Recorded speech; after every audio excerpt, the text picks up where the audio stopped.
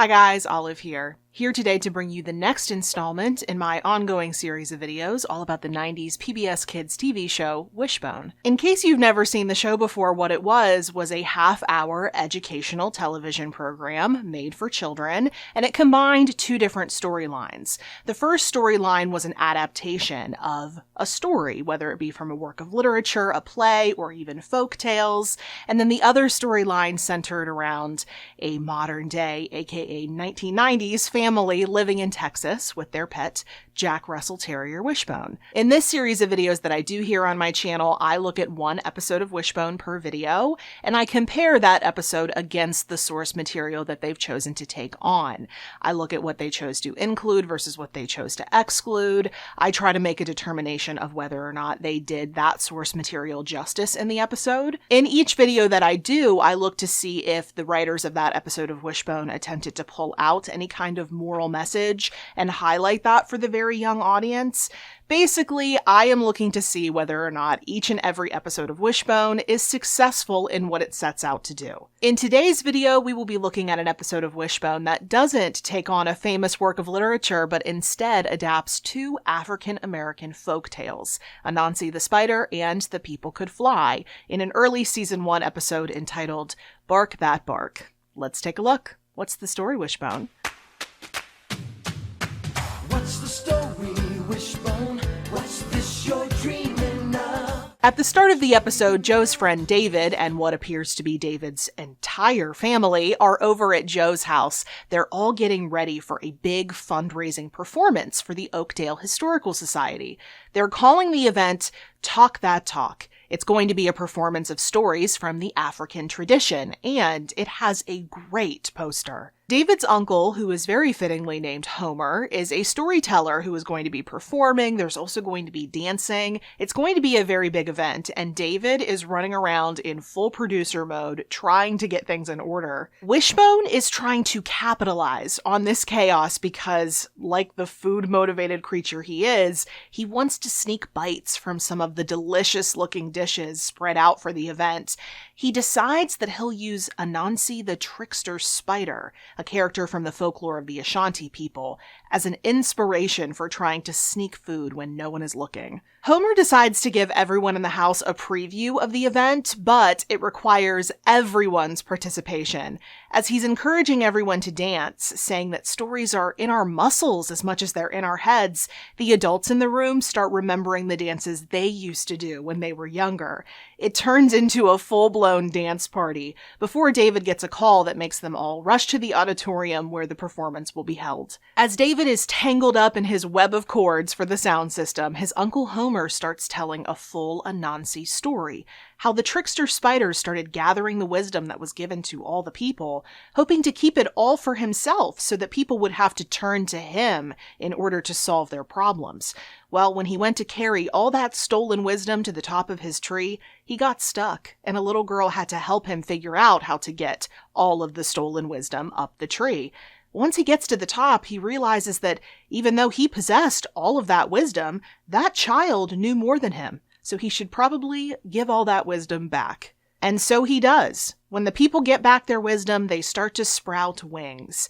But that's a different story, Homer tells us. Going back to the real-life storyline, David thinks he has things all sorted out with his sound system, but when he goes to turn it on, it sparks quite the fireworks show, plunging the whole place into darkness. This leaves the event without a venue because the electrical system is pretty much shot after that, and David just feels so awful about it. They may need to cancel the event. Everyone goes over to David's house to cheer him up, and Homer starts to tell a story about people who could fly. In this story, people grew wings and could fly, but they lost their wings and the ability to tap into their magic when slave ships arrived to take them away. The two heroes of this story, father and son, sneak onto the slave ship to bring their precious wisdom plants to America. They tend to these plants in the forest as the slaves work the fields, waiting for them to grow big enough.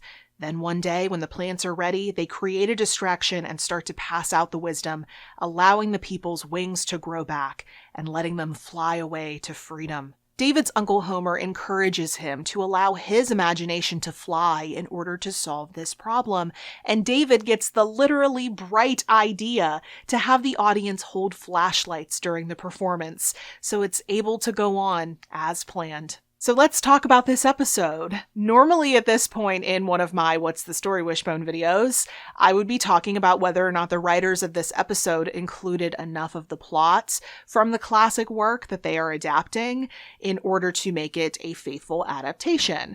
Well, in this episode, they're adapting not a book, but folktales, 2 different folktales, Anansi the Spider, one Anansi the Spider story, and The People Could Fly.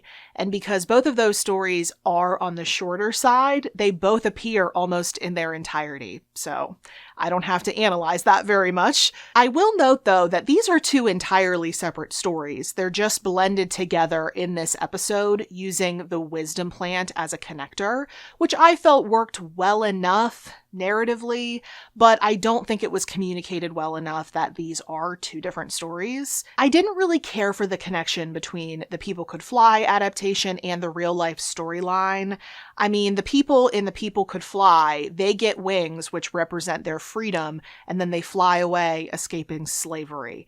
I don't think that connects all that strongly to David needing to use his imagination to solve an electrical problem. However, I did really like the connection between the full Anansi the Spider adaptation and David's fumbling with his sound system.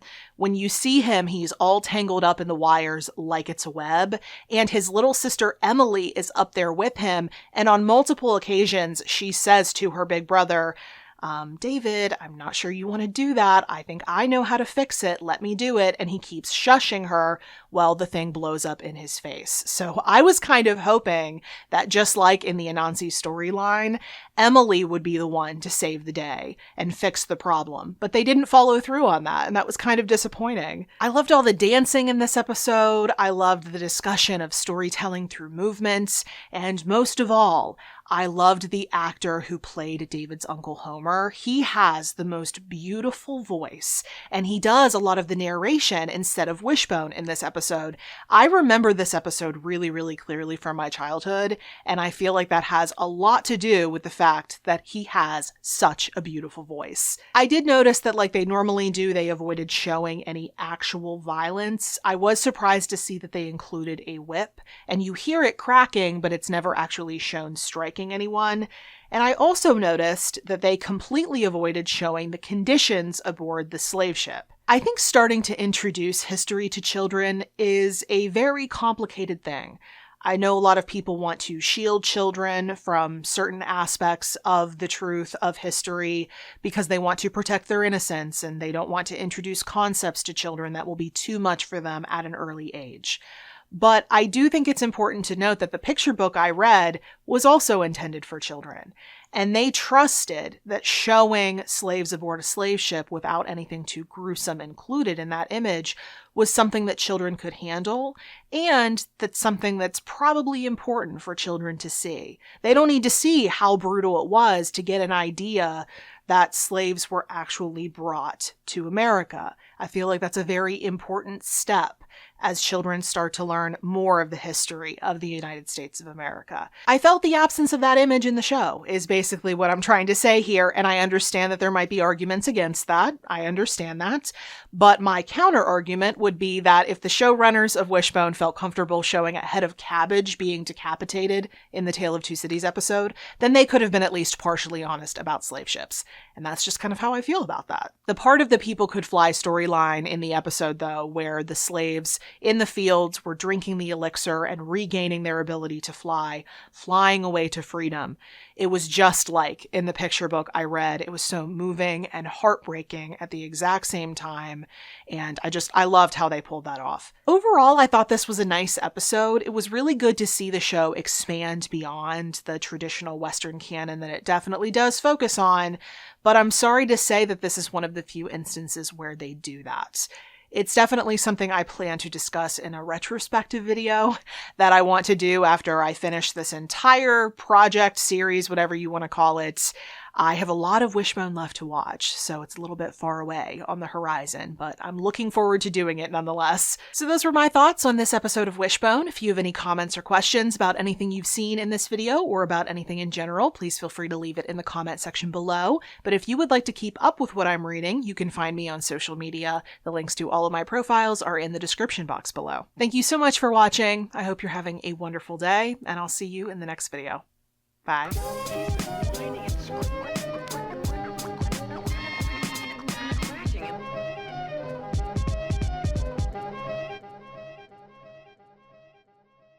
Funding for Wishbone provided by annual financial support from PBS viewers like you.